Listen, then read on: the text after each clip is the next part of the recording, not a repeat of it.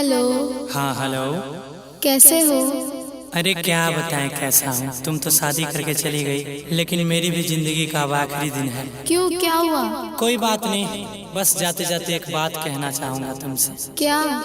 कि जाने मेरी जाने मन बचपन का प्यार मेरा भूल नहीं जाना रे। जैसा मेरा प्यार है जान तुझे किया है, बचपन का प्यार मेरा भूल नहीं जाना रे। ओके बाय।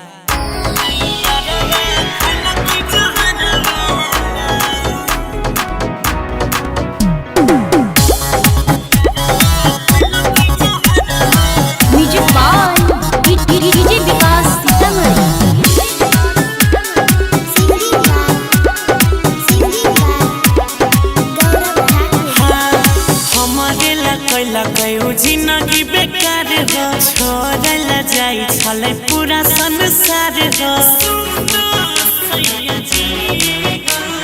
हमारे लकैला कयू जिंदगी